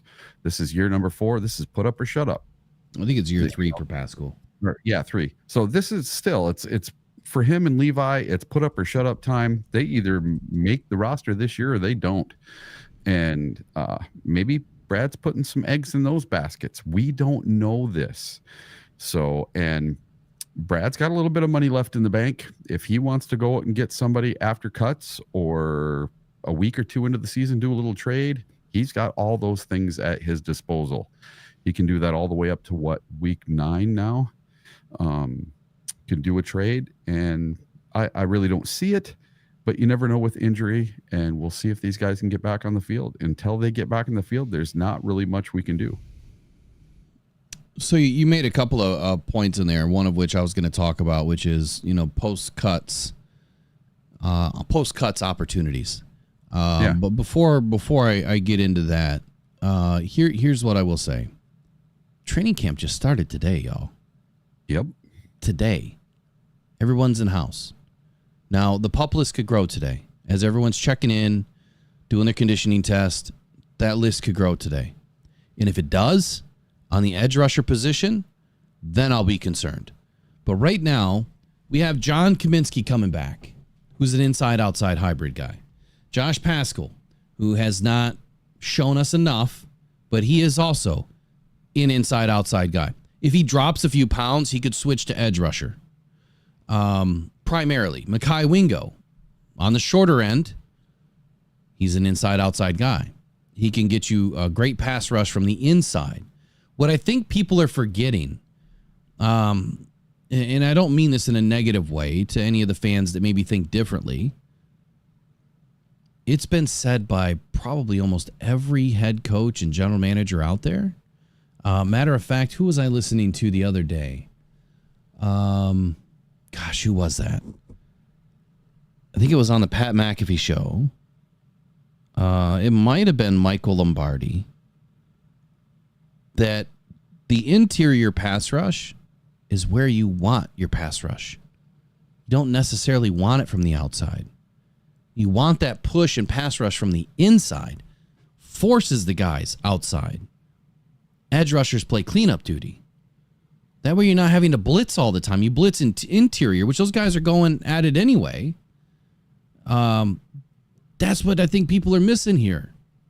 Now, DJ Reader needs to get his butt on the field, right? He's got to play. He's got to stay healthy. We can only hope that that happens. Without him, we do not have an interior pass rush unless Mekhi Wingo makes some crazy step up, or unless Broderick Martin, can hold down a couple of blockers and Aleem McNeil can get free. Don't forget that Aleem McNeil can be a pass rusher from the inside of this defense. And next to Aiden Hutchinson, sky's the limit. Flip-flop. Put Broderick next to Aleem and put Aleem, on the right side, on the left tackle side or the left guard side. Have him hit that gap. Put Mekhi Wingo next to him. Both of those guys, stunting and rolling and doing all sorts of stuff, hitting those gaps. Don't forget that the inside pass rush is a huge opportunity for this team. It does not have to come from the outside. We just have to get guys on the field. So the other part of that is post 53 cuts. Now, Brad Holmes has usually been a player when it comes to 53 cut day. He usually goes out and tries to find at least somebody he can bring in. I would bet that if things don't go his way at the end of August, if Marcus Davenport, for whatever reason, doesn't pan out, he'll probably try to find somebody. I think what I'll do during the week is I'm going to try to take a look at the other team's depth charts and maybe who's a cap casualty or a cut casualty, and see if I can come up with a list of players that could potentially be available come cut day that maybe the Lions would be interested in. But beyond that, I would say that with Mathieu Betts, we have no clue what this guy is yet. And in watching his tape, I would say that, man, if he can do that in the NFL, we're solid. It's just can he? If he can do half of what he did, we're solid. James Houston, we know he's a dog. We know that he can get after the passer. Just don't know if he can stay on the field for three downs consistently. But if we're, bringing guys in and out and rotating, I think that's a benefit to our defense. The downside to that is if the offense traps you on the field, you can't rotate in without calling a timeout. So that's the issue, is how can you get somebody in there that can play three downs, consistently if you get stuck on the field with an up-tempo offense. I think we're fine, guys. Even if Marcus Davenport does not work out, and even though I've said comparable to Aiden Hutchinson, size, length, he's longer. Size, he's just as big. Speed, he's faster. Mentality, totally different. I think that Aiden Hutchinson is far and above anybody else on that team when it comes to the mental aspect of the game. The guy locks in. He's hungry. He gets after it. Haven't seen that yet from Marcus Davenport. Hopefully, he has some of that in him. But don't worry just yet. I don't think that Brad Holmes is missed yet. We're at day one of training camp. Let's get through a couple weeks and let's see where things go. But let's not discount some of these guys that have been around this team that have done well. We had the number 2 overall run defense last season with the same guys that are on this team right now. The only guys that we're missing are the Aquara brothers and Charles Harris, right? That's it. So, did those guys really help us last year? Not really. So I think we're good. I think we're in good hands. And I do believe that when you talk about roster roulette like I do, that next year we're going to be drafting another edge rusher early. And I'm saying it now. Hopefully I hit the nail on the head this early. That would be rare, but it does tend to happen from time to time. And the reason why is because you're probably going to extend Aiden. So now you have your vet on a max deal, and now you've got a rookie on a cheap deal, and that rookie's probably going to be pretty good. At least we know how Brad Holmes drafts. I would have loved to have seen Dallas Turner this year because Dallas Turner, from what I understand, has already been wreaking havoc. He's going to be fun to watch. Hopefully just not against the Lions. Anyway, I don't think Brad Holmes is missed. I think we're okay. I think that, you call a spade. Davenport's had injury issues, still having injury issues. Spade's a spade. But all of that can change in the next couple of weeks. Whatever's going on can right itself. Davenport can hit the field, and we're good to go. James Houston, Matthew Betts, Josh Pascal. I mean, all these guys can finally step into it and put it on, in training camp and show us that we're in good hands. So let's not worry too much at this point. It's early. It's a talking point, but it's early. Brad Holmes has my vote of approval for everything that he has done. Not that means anything to anybody, but I think that he's done a pretty good job. So I'm not too worried about it. Anything you want to wrap up on that?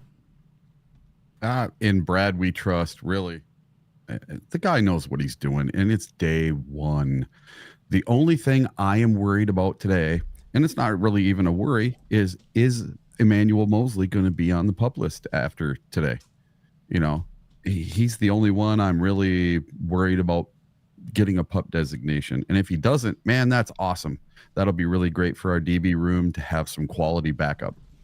All right, Kneecap Biting. I know you got a lot to say, man. Call in 313-312-0348.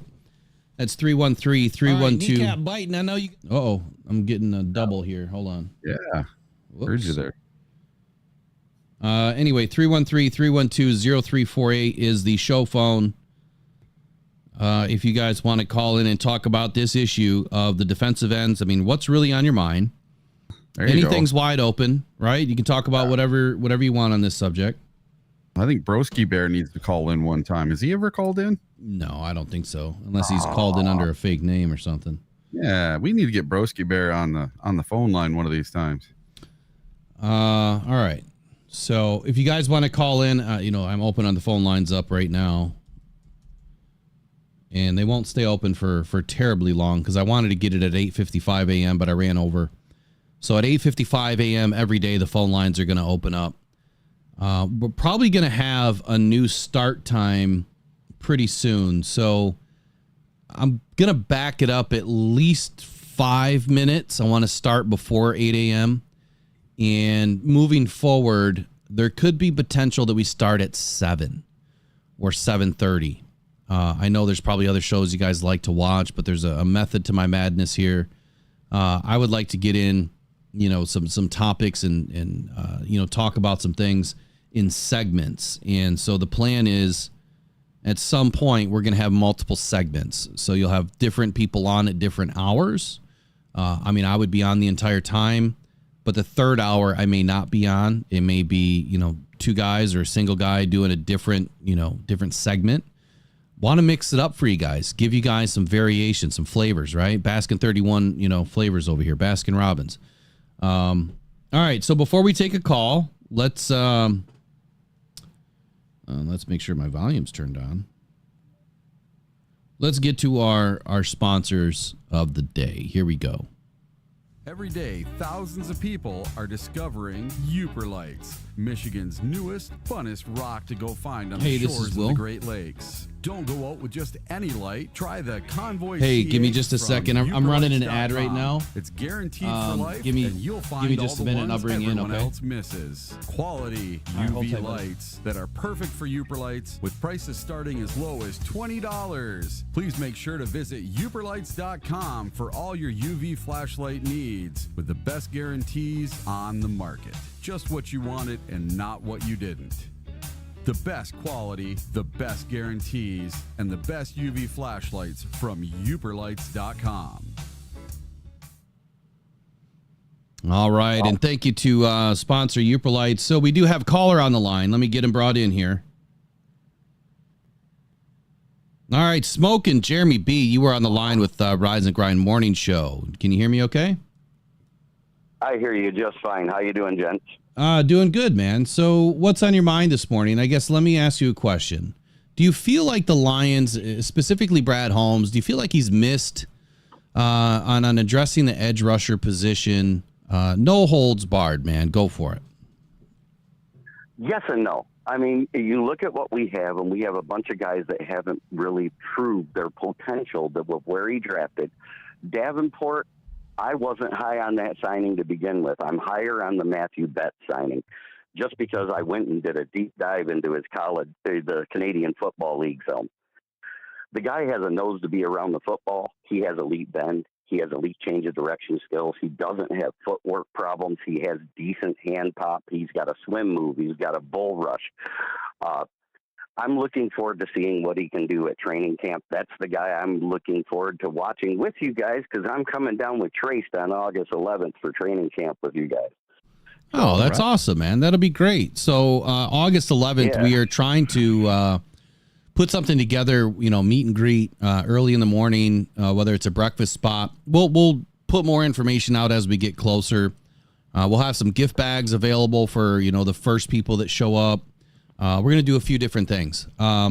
So I can agree with you there. I mean, Mathieu Betts is intriguing, isn't he? I mean, the guy's get off the ball is insane. Yes, his first step is so explosive. And I've been trying to explain that to a lot of Lions fans, because they say, but that was Canadian Football League. I said, they line up a yard further back, which should give the advantage to an offensive line. You don't normally hear about a guy getting an insane amount of sacks in 14 games like that. He had 18 and a half sacks in the regular season. Yeah, that's it was incredible to watch where, that yard off the ball. How does that how do you feel that translates to the NFL? Because I've heard both ways. That one, he's going to go up against elite talent now on the offensive line. And is he going to be able to utilize hand fighting now where he really didn't have to before? Well, all I know is Tim Twentyman and Jeff Risdon both said that his bend, his get off, and his change of direction skills are even better than James Houston's. So with them making a statement like that, that's huge. So I'm waiting to see what it looks like in 11-on-11s and 7-on-7s, and in the drills. That's one thing. In the Pajama Warrior, that is OTAs. I want to see it in pads, in person. That's the matchups I'm looking for, is how he looks up against Decker and up against Sewell, which, are we switching Hutchinson and him on sides depending on positional matchups? Yeah, I had that idea the other day, too. We just had another caller call in. So whoever called, just wait until Jeremy B hangs up, and then the phone line will be open. I don't have a conference system set up just yet. So just a second ago, you were talking about Mathieu Betts and his bend and his get off and comparing him to James Houston.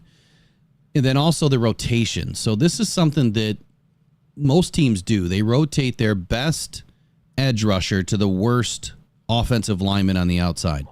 Do you think that the Lions are going to do this a little bit better this season? I don't think that we've really seen enough of it just yet.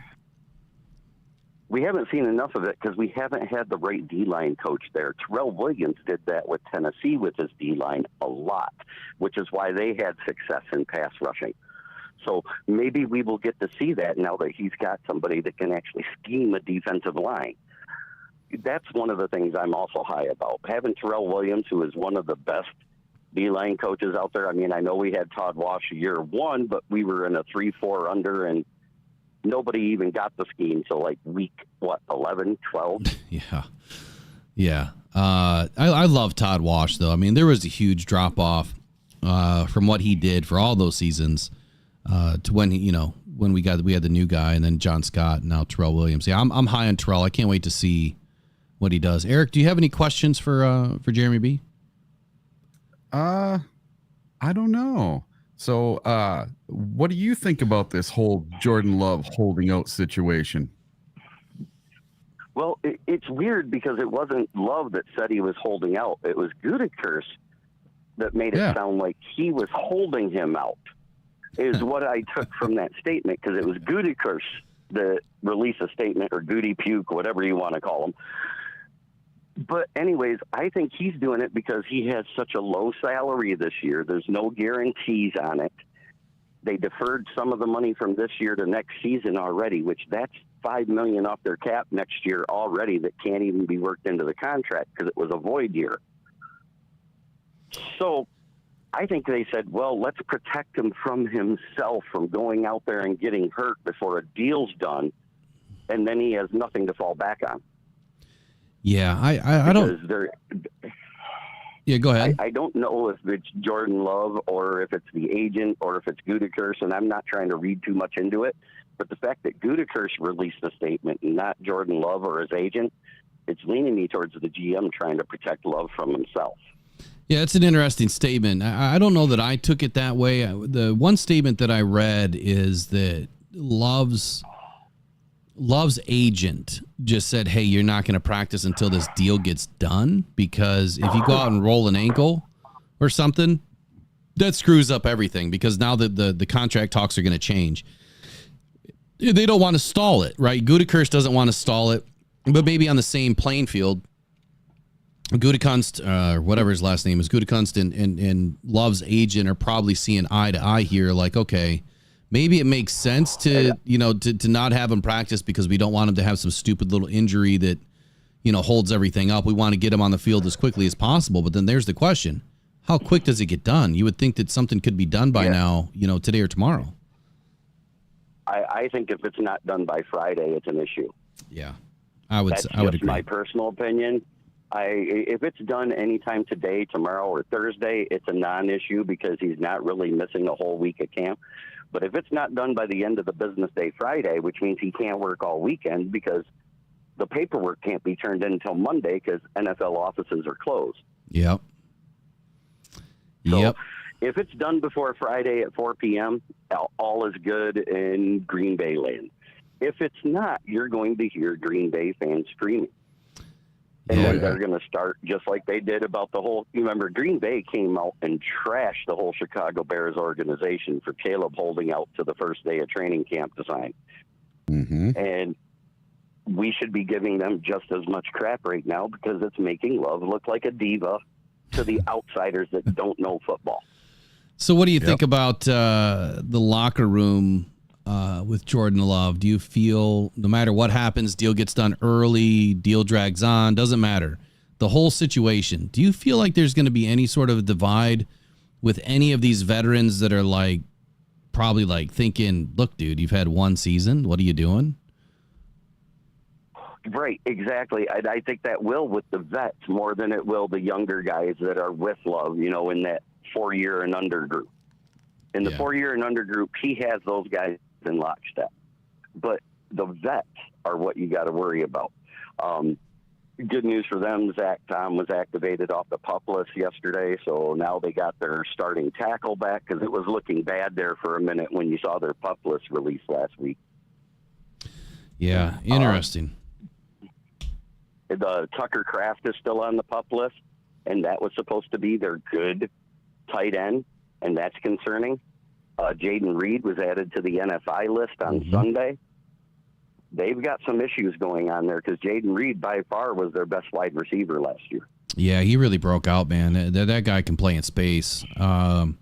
Christian Watson obviously is supposed to be their go-to guy, but we'll see what happens in that fight. Either way, I want to get one more question to you here about the cornerback room. Now, I've been on record saying multiple times that this defense needed to shore up the DB room in order to help the defensive front, whether you want to call it coverage, sacks or whatever.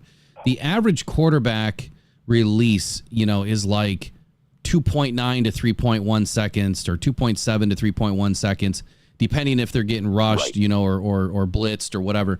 The Danielle Hunter, his average sack time last year was like 4 seconds.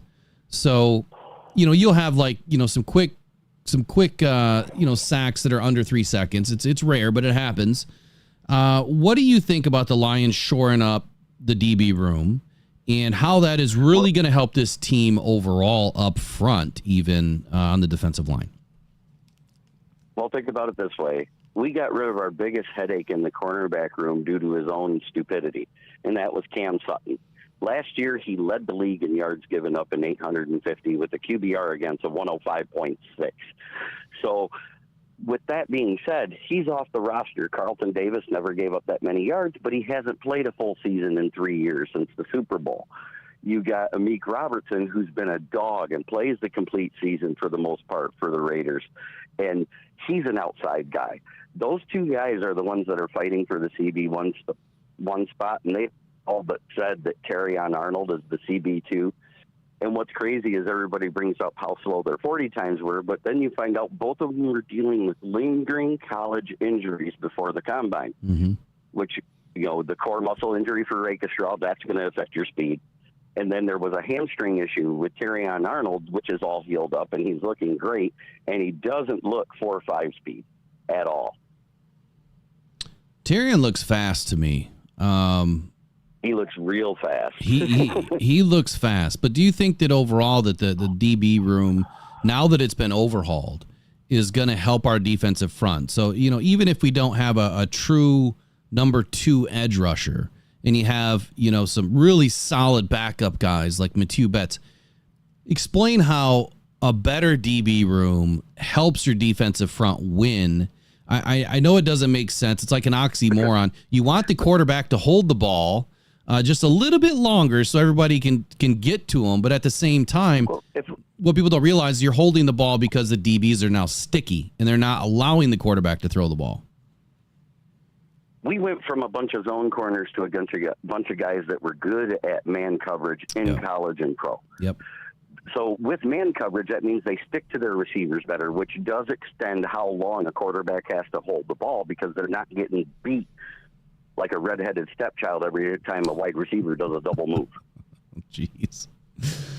I can appreciate that. The fact that the Lions now have a DB room on paper, the old paper tiger that I like to talk about, that is probably one of the better ones in the NFL, but could be top in the NFC North. Could be. We'll see. Jeremy, appreciate you. It's all potential and projection right now. Yep. But until you see it on the field, we don't know. And I have said that on my channel as well. On paper, we look great. PFF has us as one of the top 4 rosters overall in the league. We're the second best in the NFC to the San Francisco 49ers, which I don't get that because they lost a lot. Yeah. Last question on DB room. What do you think about Emmanuel Moseley? I think Emmanuel Moseley was signed to a team where he'd have been the best corner on it, and now he might be the 4th or 5th best corner on the roster. Think about that for a second. Last year, he'd have been our CB1 if he was healthy. Yeah. This year, even if he's healthy, he's our 4th or 5th best cornerback. But do you think how crazy is the change? Yeah, no, it is a huge. I said that yesterday about Meek Robertson. That in my opinion, right now, Meek Robertson is our 4th best corner. Moseley would probably be our 5th best corner. Just my opinion. But anyway, I guess the main question here about Moseley is: do you feel like he wasn't put on the PUP list to start, but they just showed up today? He wasn't put on NFI or anything, but again, they just showed up today. Do you feel like he has a chance to really make this roster, or would the Lions be smart enough to maybe park him on an injury list to let him get fully healthy and see what some of these other guys have before making the jump of bringing him back onto the 53-man? I do know at OTAs he was on the sidelines working out with the training staff. He didn't take participation in any of the team events. So that the fact he was running already and at full speed and making cuts on the sidelines, it showed me a lot of progression with his rehab, and he's probably fine because remember, it happened earlier in the season when he got hurt than what happened in San Francisco. San Francisco, I think it happened week 6 or week 7, and this happened his first time he got on the field in week 2. So that gives him a little more time to rehab than what he had the previous season. And if there's anything there, they'll add him to the PUP list. But if he's looking fine, they're going to put him out on the field and see what he can do to see if he can make the team. Yeah. Jeremy, appreciate you as always for calling in, man. Don't be a stranger. Everyone loves to hear your takes. Where can they find you right now? Oh, you can find me at Kneecap Biting with the Motor City Lions on my YouTube channel. You can find me on Roku and Fire Stick on the Huddle Up Network. You could find me on Facebook at my name, Jeremy Ballrick, or on the Motor City Kneecap Biters, or my page for the podcast, which is Kneecap Biting with the Motor City Lions. Cool, man. Appreciate you calling in, Jeremy. Have a great day, man. See you at camp. Can't wait. Yep, it'd be great. All right, we'll see you, man. Bye-bye. Bye. All right, Jeremy B. Spoke with Jeremy B. Good takes. Pretty synonymous here, I think, in Eric and mine's opinions. I think he's in lockstep. I think I looked this up. So Emmanuel Moseley was injured, I think, identical weeks week 5 to week 5. Yeah, it was week 5. I think it was same team even, wasn't it? It was crazy. Interesting to see if he comes back. So there was another caller that called in while Jeremy was on. If you want to call back, we will take a few more minutes to take another call, and then we'll get into our final segment here.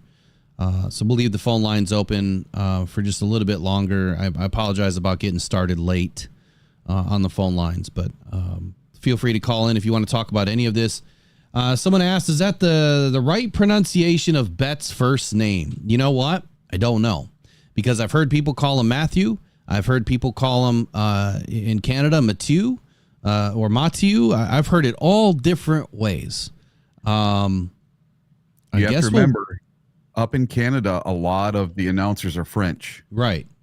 So that's where you get the Mathieu. You know, it's almost like you're sneezing. I just went to Canada yesterday, and there was French-speaking people everywhere, and I was only an hour up into Canada. So, I mean, you get into Canada, there's a lot of French-speaking, so that's probably the proper French pronunciation of Matthew. Cheers to my night shifter, says Cake Man 1218. So he's a third shifter, so it's like his afternoon right now. He's having an afternoon beer or whatever he's drinking. And it's 9:41 a.m. here. I don't drink anyway, but it would be too early. Very rarely do I ever drink anyway. You might catch one at a tailgate, but that's about it. So anyway, we'll leave the phone lines open for just a few more minutes. If whoever called in earlier would like to call in, feel free. Crazy to think that Amik Robertson and Emmanuel Mosley could be 4 and 5. What do you think about that? Well, don't sleep on Amik. That's all I'm going to say. I think he's more like the first backup right now, and he may even crack the starting rotation. You never know. We got to see what Carlton Davis does. I know Carlton Davis is longer and lankier. We got to see what he does. You know, last year I was fooled. I thought CJ and Cam Sutton and Emmanuel Mosley were going to come in and take over this DB room. I thought it was all fixed last year. Little did I know, no way. Not one of them worked out. Not one of those three worked out. And I thought we had it, you know. So I'm going to be very tempered this year on these new DBs. The only one that I have full faith in is Terrion Arnold, the rookie. He's the only one that I've seen enough out of him, and I love his work ethic. You know, the other guys I just don't get to see as much because there's not as much publicity around them. So I'm very, very wary about our secondary until it can prove. I want them to prove my suspicions wrong. Yeah, my scaredy cat part of me away, you know, because really for 32 years, it's been either we have a good secondary or a good line, or a good running back or a good quarterback, or a good wide receiver and no defense, or a decent defense and no offense. You know, so for the first time, I think they're really putting it all together. And for me, I just need to see it. And I think the preseason is going to do a lot to alleviate my fears in the preseason games and that first game against the Rams. I really need to see it on the field. And I know it's not going to be instant. I know it's not, you know, instant Quaker Oats where it's only going to take 60 seconds. It takes time, and you need to build it, and you need to, I don't know. We got to build this team chemistry. I'm hoping they're doing lots of things in the off season together and doing more than just football, and becoming friends and becoming brothers and making them a team, because that's what needs to happen. It's not just all the stuff on the football field. It's everything else too. So, oh God, I just hope that none of them turn out to be the next Cam Sutton. That's what I'm afraid of. So, until this gels and we see it on the field, I'm going to be optimistic, but I'm also going to be very cautious. Yeah. I hear you there. So today on today's show, we've covered A little bit of Lions news, NFL news and rumors. Inside the Den, second episode came out last night, all about Germany and Amon-Ra St. Brown. Lions added an offensive lineman, Ike Bodager. Lateral move, I think, to Giovanni Manu. No drama in Motown. You just don't get holdouts in Detroit. Brad Holmes and Dan Campbell and Mike Disner, everyone that is taking care of these contracts are doing it right. They're doing a great job, but you know what the difference is? Our players believe in the system. They believe in the Detroit Lions way. They believe in what they can accomplish this season. They don't want to throw that away. Did Brad Holmes finally miss? We just touched on that with Marcus Davenport. Is there pause for concern here? Sure. But you know what? There's concern for everybody until they're on the field. I mean, you could say the same thing about DJ Reader right now. He's not on the field. I guess the biggest concern for me with Marcus Davenport is a high ankle sprain does not take this long, number one. Number two, the minor injury or setback that he had in OTAs is a bit concerning. Let me just say what's on my mind. Nut up or shut up. Like, go do it. It's time to perform. The Lions aren't going to screw around with it. We know that. They do not play favorites. If you're not going to go, someone else is going to go.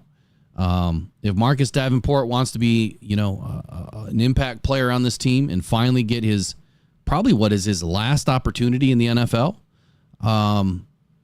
it's time to nut up or shut up, man. You know what? Bear down or get off the pot. Week one bubbles. We're not going to be able to get into that today. We don't have enough time. We'll save that one for tomorrow. And mailbag questions. So I got a bunch here that just poured in since we've been on. And I'm trying to figure out which one I want to go with. So we've already kind of spoken about the breakout, which players are likely to break out. I did that yesterday a little bit. All right, quarterback competition. So the question is, how is the quarterback competition going to shape up in training camp this year? Who seems to be the front runner for the backup position? Well, I think that one's easy. It's Hendon Hooker. Hendon Hooker is the front runner until he's not. But there is a issue per se with Hendon Hooker. And this was backed up by Justin Rogers last night, listening to what he had to say about Hendon Hooker and what they were talking about in OTAs and the pre-camps, early in this offseason. Hendon Hooker was all over the place. 1 minute, to paraphrase Justin Rogers' words, threads a beautiful pass, right? You got it. Okay, that's great. You're doing a good job. And then the next three passes, like, oh my God, no. What just happened? It's almost like his upper body and his lower body are not together in sync. And the one thing that he spoke to was at Tennessee. This makes a lot of sense. This is why I've been saying for a long time, Hendon Hooker is going to take time. Everyone pushing this narrative that Hendon Hooker should have started over Jared Goff. Maybe I pissed all those people off, and that's why they're not in the chat anymore, because I told you from day one that wasn't going to happen, and it didn't. And the reason why is that Tennessee offense was so weird, so different to what a pro style of offense is. It just doesn't translate. So it's going to take Hendon Hooker all that much more time. But what Justin Rogers alluded to last night, it's almost like Hendon would drop back in Tennessee and his feet were in cement. He goes through his progressions. He makes his throw. Well, in the NFL, it's a bit different. You need to drop back and your feet got to move. You have to be bouncing around, finding your spot, rolling out, moving around, doing whatever before you get that ball off. Well, Hendon's not used to that. That muscle memory is not there. So that's why it's taken him a little bit longer than normal. But he's also, battled injury all last season, coming back from an ACL. This is his first full season going through all of the OTAs, the training camps and everything else where he's able to move, where he's able to go through the exercise. So I don't want to say that the backup position is a lock by any means, but it should be. I mean, Hendon Hooker should be the clear winner here. The problem is, what's it going to look like in training camp? We're going to get a big dose of Hendon Hooker in preseason, and I'm excited for that. I think that I think that it's much needed to see what Hendon Hooker has. And look, we're expected to see him improve. It is not going to be pretty in the beginning. And it could be in the beginning, and then it might fall off a little bit. Just have some patience with Hendon Hooker. And at the end of the day, he should be the best backup we've ever had on paper, the old paper tiger. But now we've got to see this guy do it on the field. Anything you want to add to that? I'm really looking forward to going to training camp and seeing some of these players with my own eyeballs. And two of the players that I'm very, very intrigued with the most are Matu Betts and Hendon Hooker. I want to see what these two kids can do. I want to see them with my own eyeballs, not with some report that someone else tells me. I want to give them the eyeball test. I want to see the way they move. I want to see the way they flip their hips. I want to see the way they get around the edge or throw the ball. I want to see if he's throwing everything wide. I want to see if the 5'10" receiver, if it's going 10 feet over his head,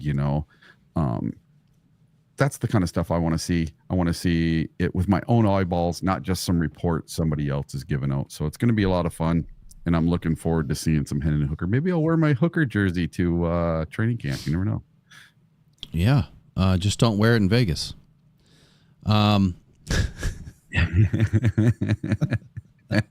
You might get offered something. I might have. Maybe I'll wear that while I'm out there. Yeah, that'd be funny. So what changes or adjustments are being made to the Lions defensive scheme during training camp? No idea yet. We'll try to come back to that one, as we start to see what's going on in training camp. Now, last season, they went from a single gap to gap and a half scheme coverage on the defensive line, which in my opinion was the reason why we did so well in the run game, right? Against the run. Run defense was excellent last season. And the analogy that I made is, imagine you're a nose tackle and you're over the center, right? And if you had a single gap, you'd be shooting left to one gap or shooting right to the other gap. Right now, it's you can you're shooting one gap, but you're putting your other arm into half of the other gap. So then the guy next to you, the other tackle, his arm is now touching your arm. You guys are both protecting half of a gap. I could pull up, I don't have it loaded up, but I could pull up a gap strategy map or whatever, and we can talk about that. Hopefully in the next couple weeks, we're going to have the whiteboard and everything installed, and we'll do some fun stuff like that. We'll get another camera mounted and get, all the different looks going. We're going to be doing some cool things over the season. It's going to be ever changing, but we'll have some fun with that. We can draw that up and kind of show you guys what I'm talking about. I'm working on Telestrator too, so we can telestrate while we're live and draw up plays and do the old John Madden. Working on that. I got I can't remember my iPad code for some. I can't get into it. So, what is the status of injured players and how are their recoveries impacting the team's preparations? What is the status of injured players and how are their recoveries impacting the team's preparations? I think we've covered this one pretty well. Yeah, what's that? We'll find out more later today. Yeah, I mean, so this has already kind of come to a head with the PUP and the NFI list for, the incoming rookies and or the incoming vets that are coming in with injuries.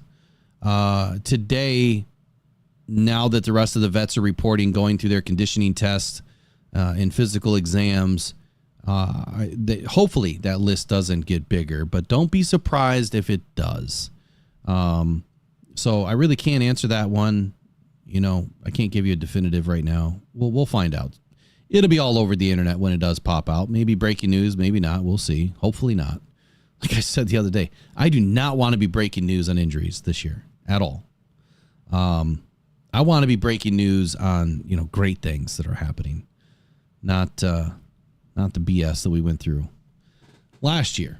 So how's the chemistry between the Lions wide receivers and quarterbacks developing during camp? So this is huge. This is a huge opportunity for JMO to really expand his profile, his route tree, his trust from Jared Goff.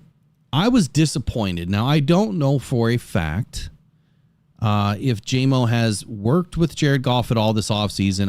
I've been under the impression that he's still been working with Teddy Bridgewater during the summer or the time off, whereas Amon-Ra St. Brown is working with Jared Goff. That irks me to no end because Teddy Bridgewater is not the guy you're trying to develop timing with. It's Jared Goff. Why do you think Amon-Ra St. Brown had a huge season last year and Jared Goff texted Ben Johnson those words, huge season, and then it happened? Because their timing is in lockstep. And that's what JMO needs. Now, the one thing that I heard last night, again via Justin Rogers, was OTAs. JMO's had a big time issue tracking the ball, the long ball. And I've made note of that. I've done videos about it where I've said that, JMO's running down the field in games and he's looking left, he's looking right, he's looking left. He's looking up, but my neck doesn't go up. And he's losing the ball in the lights. And I've questioned if he needed glasses or contacts or a shield or something.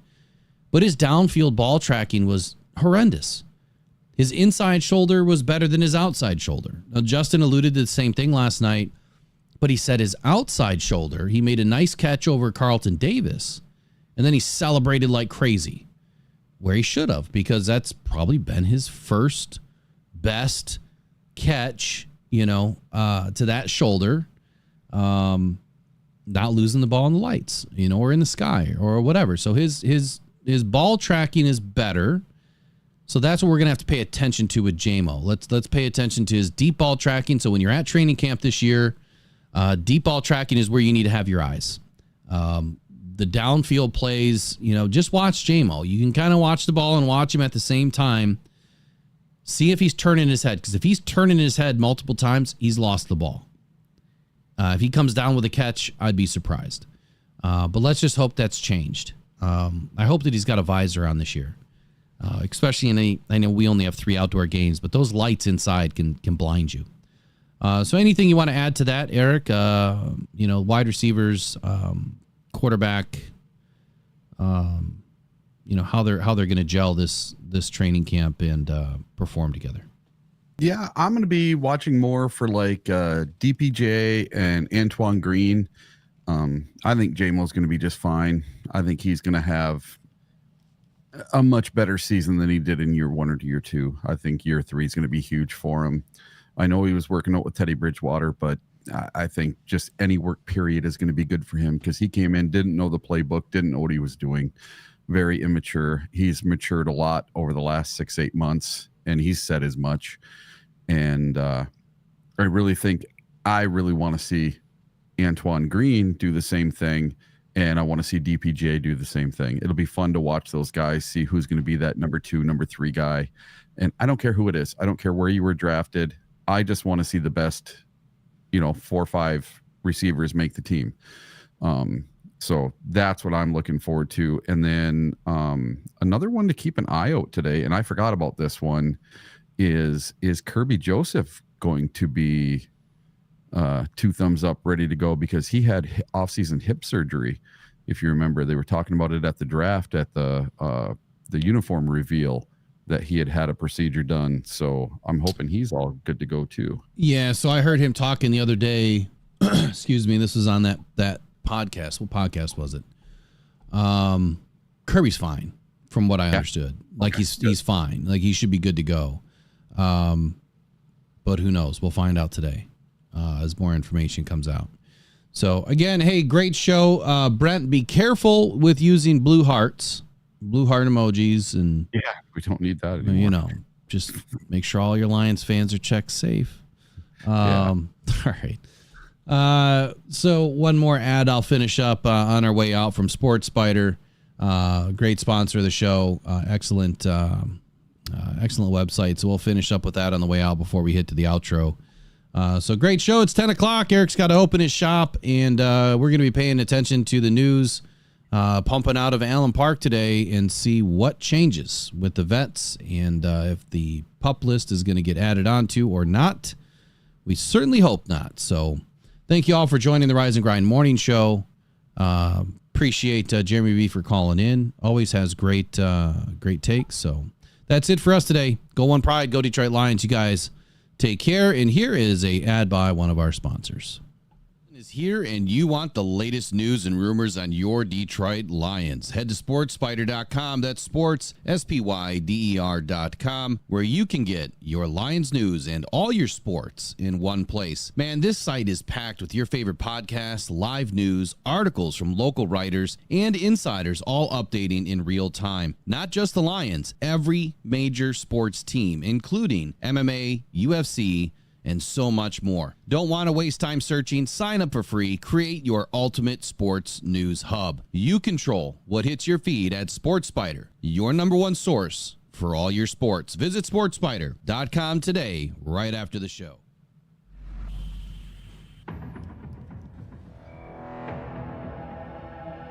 Adam Schefter at ESPN says there's 275,000 people. Well, that was some party in downtown Detroit. 775,000 people shattering the NFL draft attendance record.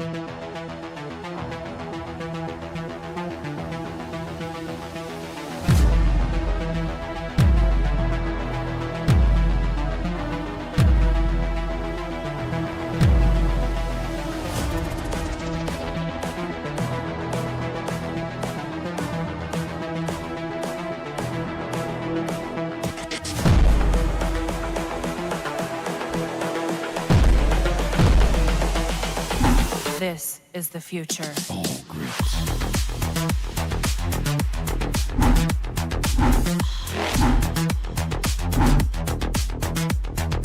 Evolution.